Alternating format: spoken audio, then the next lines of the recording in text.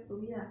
Entonces, vemos el amor de Dios y ves que aún en medio de lo que para nosotros es una tragedia o algo súper feo, puede ser una oportunidad de Dios para que nuestras vidas sean transformadas.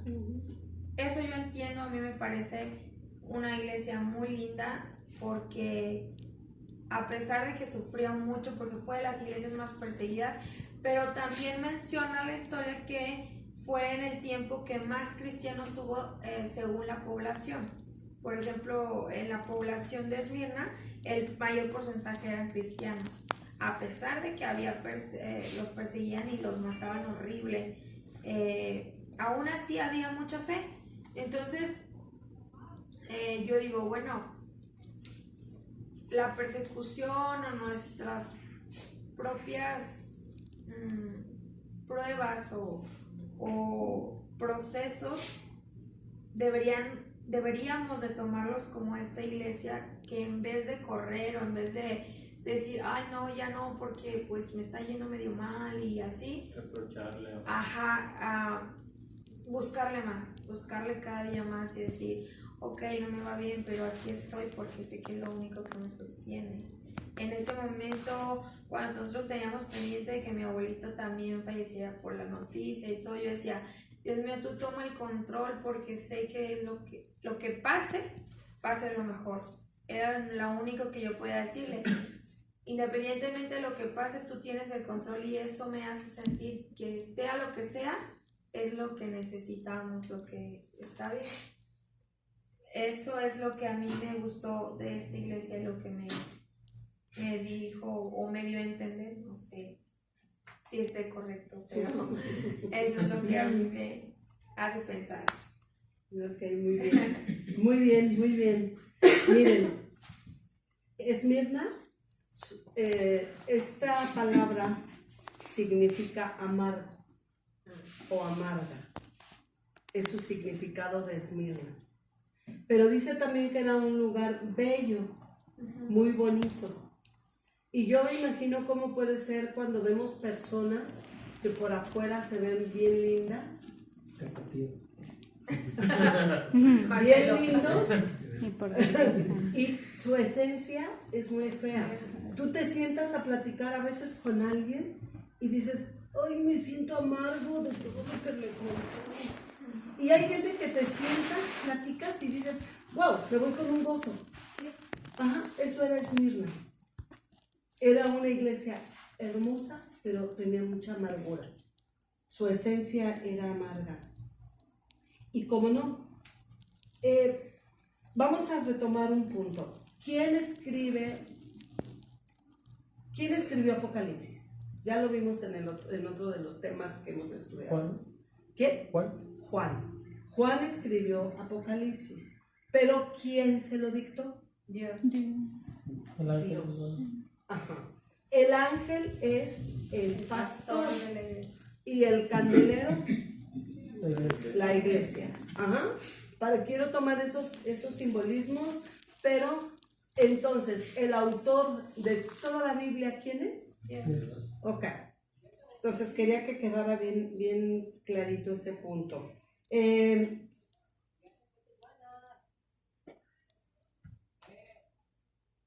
Cuando Dios empieza a hablar a la iglesia de Éfeso, Él introduce de esta manera. Léanmelo porque no traigo ese texto. No me traigo. A Éfeso, a la primera iglesia. Dice: escribe el ángel de la iglesia en Efeso, el que tiene las 7 estrellas en su diestra, el que anda en medio de los 7 candeleros de oro, dice esto. Ok, hasta ahí. Entonces, es el Señor y escribe al ángel. Esa es la introducción que le da a Éfeso. Ahora dime la introducción que le da a Esmirna. Y escribe al ángel de la iglesia en Esmirna, el primero y el postrero, el que estuvo muerto y vivió, dice esto. Hasta ahí, espérenme. El que estuvo muerto Y vivió. ¿Y vivió? ¿Quién es? Jesús. Le dijo Jesús a Esmirna: a mí no me cuentas nada. Claro. Yo sé lo que es sufrir, lo que es morir, y en su caso es lo que es volver a levantarse. Ajá. Eso me encantó por cómo maneja las dos cosas, ¿sí? Uh-huh.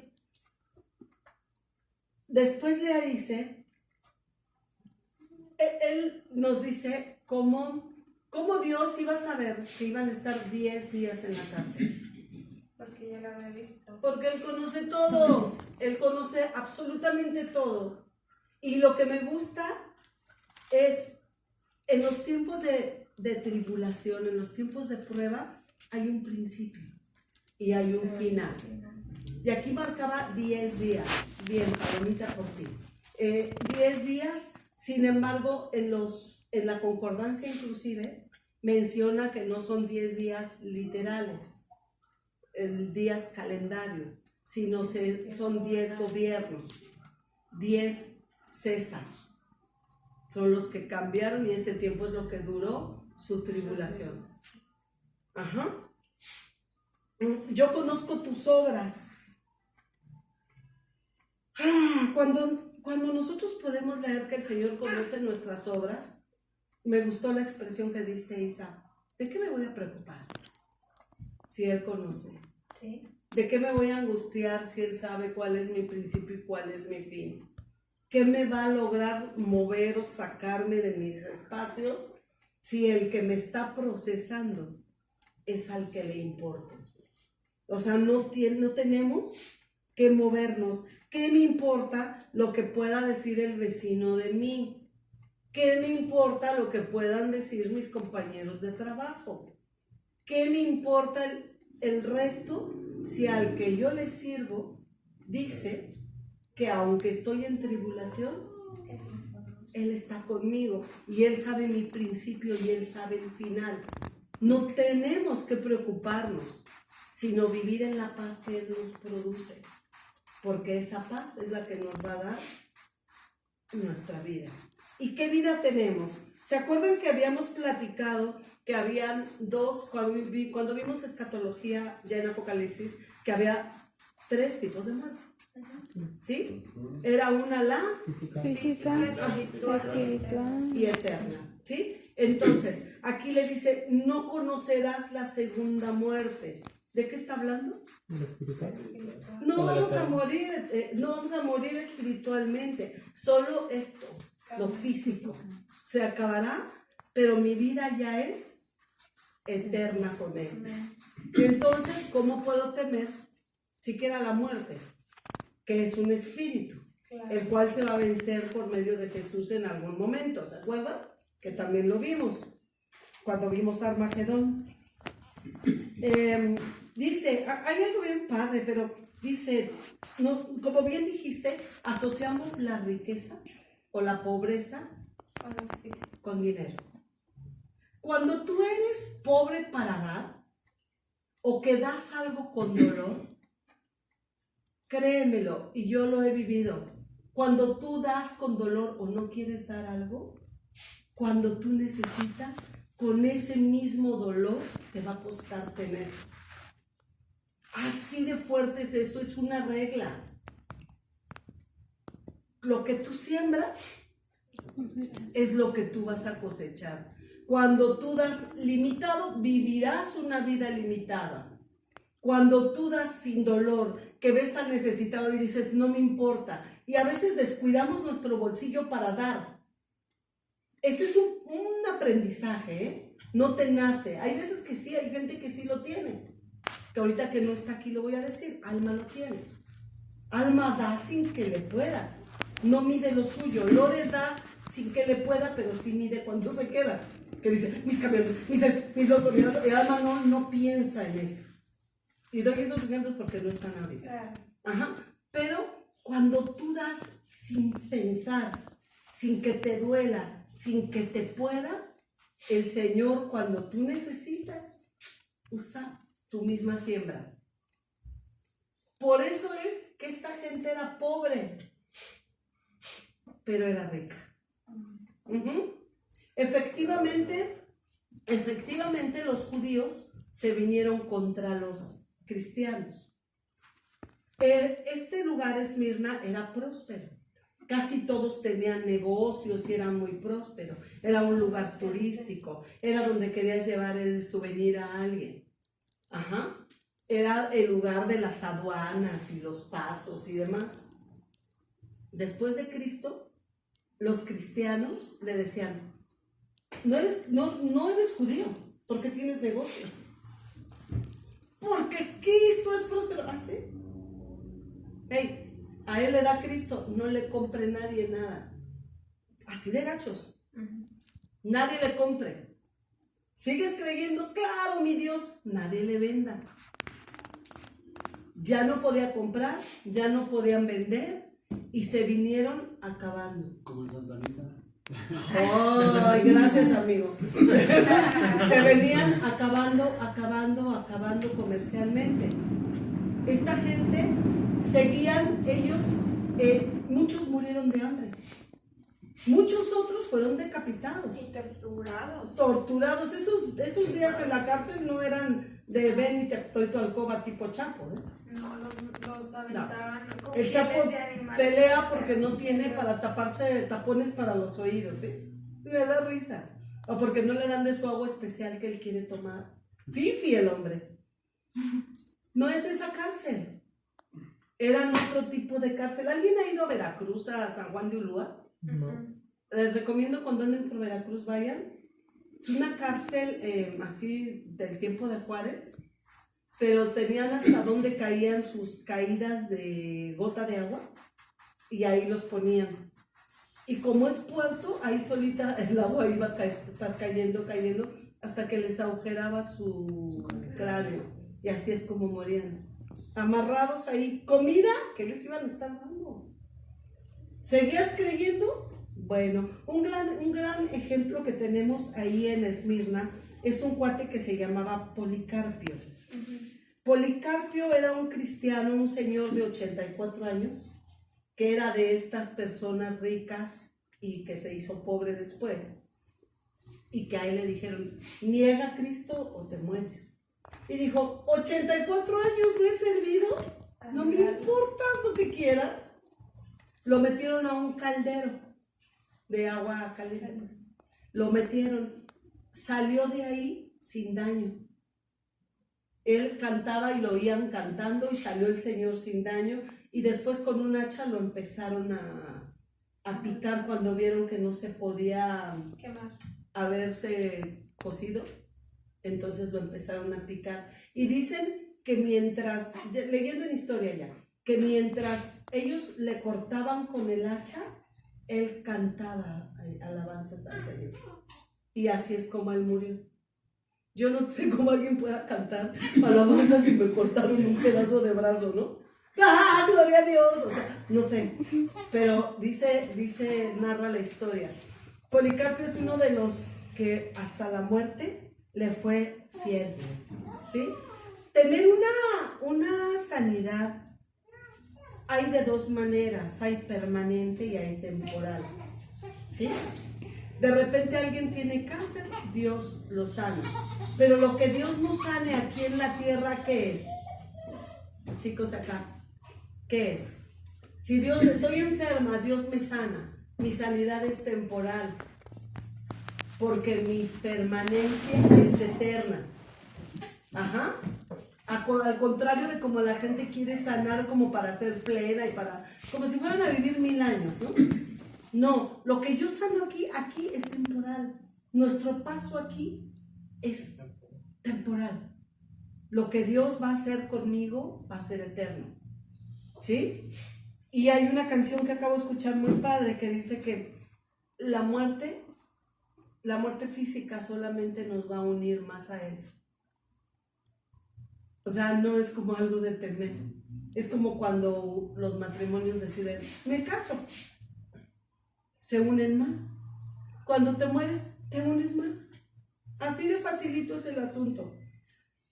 Esos judíos, dice el Señor que mentiras yo sé que son, dice de Satanás, ¿no? De la Su sinagoga, su iglesia de Satanás. Su corazón estaba hecho para Satanás. porque dentro de ellos realmente no eran cristianos, no estaban conociendo a Cristo y estaban actuando de manera diferente.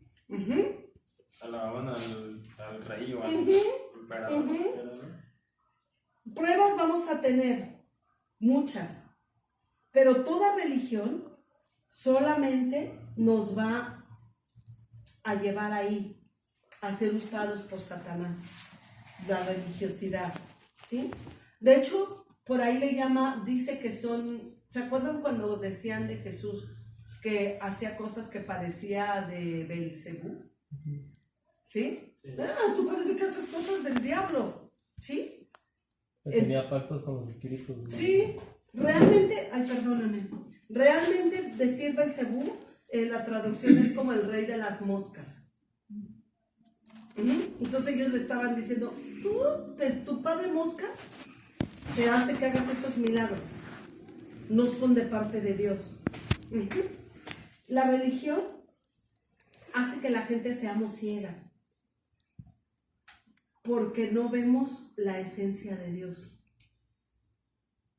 La religiosidad, perseguir una religión. Nosotros tenemos que perseguir a Jesús, y ser fiel con Él, si fuera necesario hasta la muerte. Si fuera necesario. No nos los está pidiendo ahora. Pero ¿qué pasa, por ejemplo, con Esteban, que fue el primer mártir?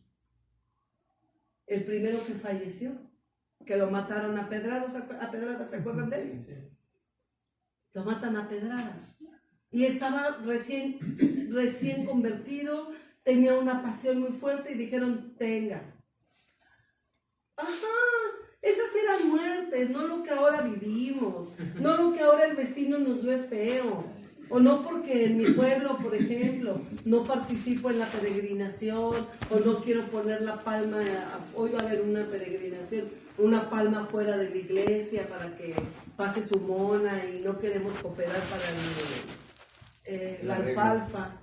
Dijimos, mejor hacemos agua, no manchen, ¿cómo lo vamos a tirar? De verdad, sí, no vamos a hacer eso. Vamos a cerrar la puerta porque al padre me la aplicó otra vez bien gacho. Ahora la peregrinación jamás pasa por esa calle. Todos conocen la iglesia. Y la iglesia, ¿cómo es la calle? Pues ahora se le dio la gana que van a pasar por ahí van a salir. ¿A qué horas creen? A la hora de tu servicio. A las 6 de la tarde, ¿qué les parece? Salimos de la iglesia que está una hora a una calle y pasamos por ahí a las 6 de la tarde, o sea, 6:05 van a estar ahí. Pasar 6:10. a saludarte. ¿Te quieren pasar a saludar? Voy a cerrar la puerta y no me voy a meter en broncas y vamos a seguir nosotros con lo nuestro, sin pelear. Pero eso es religiosidad. Buscamos el reino de Dios y busquemos su justicia. Y las cosas entonces van a ser para nosotros el bien. Ok, entonces de las causas de la pobreza que tuvo, le confiscaron sus bienes, se los quitaron. Tuvieron ese lugar donde hubo más persecuciones y más masacres. Más persecuciones y más masacres de toda la iglesia de ese tiempo. Bueno, ya les conté lo de Policarpio. ¿Necesitas saber? Fue la primera que hizo un templo. Sí, y se desconoce quién lo hizo. Es posible que lo haya hecho Pablo también, pero está desconocido. La diosa Roma, sí, es la que inventaron para adorar. Ajá. Y después ahí todos decían, hay que darle al César cada hora o cada determinado tiempo se ponían a prenderle incienso. O sea, le daban honra al César que había. Entonces, y los cristianos decían, ¿qué te pasa? Yo no voy a hacer eso. También leí que... Y así es como empezaron a notarse quién sí y quién no. También leí que había sido el tiempo donde los obligaban a quemar sus escritos, sus Biblias, pues. Sí, claro. Pero también fue el tiempo donde hubo más traducciones, donde las escrituras se tradujeron a más idiomas. Sí, sin embargo, bueno, todavía en ese tiempo no se estaban haciendo como en imprenta Ajá, ni en traducciones, solamente teníamos hebreo y teníamos y el griego, pero ya era antiguo, ya estaba casi obsoleto. Le dice, sé fiel hasta la muerte y te daré la corona de la vida, pobre. Te daré la corona de la vida. O sea, mira, en algunas cosas, pero si no nadie adivina, mi amor, resiste al diablo. Hay que resistir al diablo. ¿Y qué dice la Biblia que va a pasar? Te daré la corona de los... No, resiste al diablo y huirá. ¿Sí? Pero primero tenemos que someternos al Señor. Me someto al Señor bien, en serio, sin payasadas. Resisto al diablo, se va a ir de mi entorno. Hay pruebas que el Señor permite que el diablo nos ponga. Y hay pruebas que el mismo Señor nos pone. Hay veces que agarra y dice, a ver, desierto, ven para acá. Desierto, llévate a este. Y así, lee las letras chiquitas, así es como quiero que me lo devuelvas. Y el desierto lo lleva por orden de ¿quién? De Dios. Por orden de Dios se lo lleva y lo transforma en lo que Dios pidió. Y hasta que está listo a la petición de Dios, vas para afuera. Entonces es cuando tú dices, ay, por fin dejé de estar en tribulación. Pero esa te la mandó Dios. Otras, el diablo, pero también pide permiso para hacerlo. Pero hay una parte que ahorita me estoy acordando. ¿Se acuerdan cuando Job habla con Dios? Digo, cuando el diablo habla con Dios y le dice, ¿ya viste a Job? ¿Ya viste a mi hijo Job? Le dice Dios. Y le dice, pues claro, le has dado todo. Claro que no es por eso. Y le permite irlo tocando.